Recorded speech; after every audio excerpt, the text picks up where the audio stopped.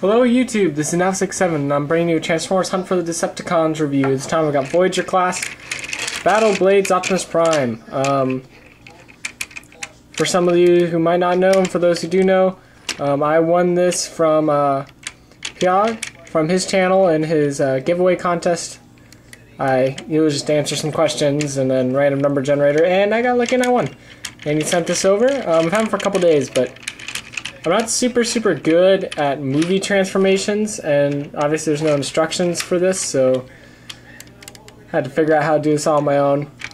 But I have it kind of down enough to pull off a review. Here he is next to his classics self. And in order to start transforming him, and so the way we're going to want to kind of start this is actually by popping this whole front assembly like so, and that's how his legs look underneath. Makes it a little odd to transform because he does look a little funky. And I like to just fold the feet down, get back here, and when you separate them you kind of get at this part and really pull on it.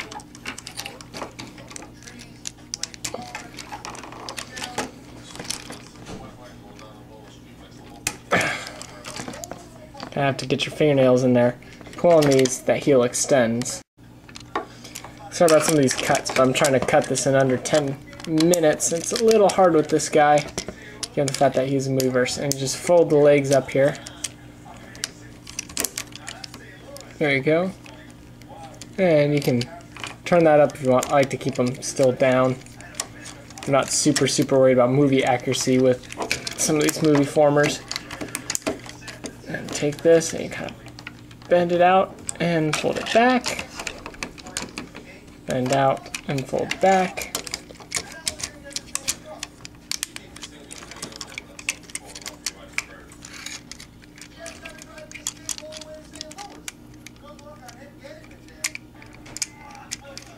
And what am I doing again? There it is. Kind of fold that back and up, and that'll clip in. And that is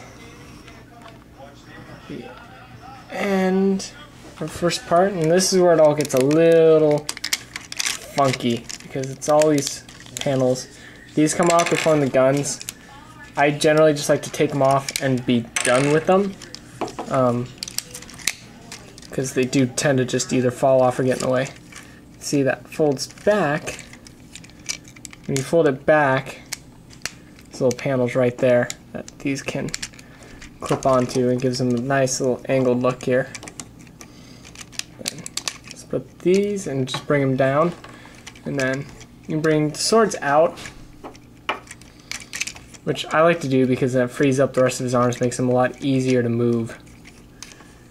And just because I'm not doing a very good job showing you guys, fold open the hands, or the forearms anyways, and you fold out the hands and fold the forearms back. Little tab there, that's where the sword sits when you transform them. Just bring these around,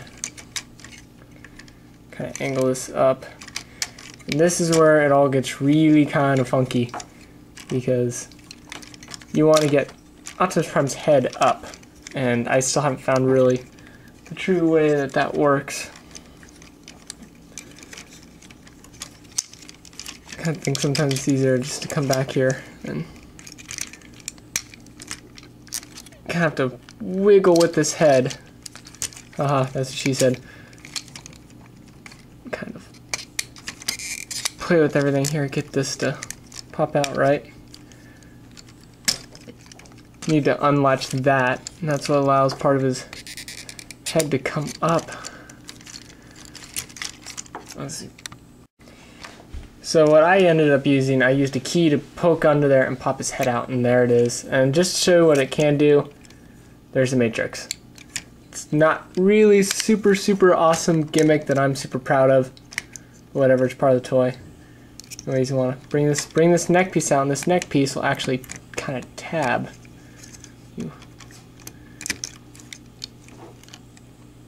In like that. That's how his head will stay in place. You fold these little door hinges, it sits like that on vehicle mode.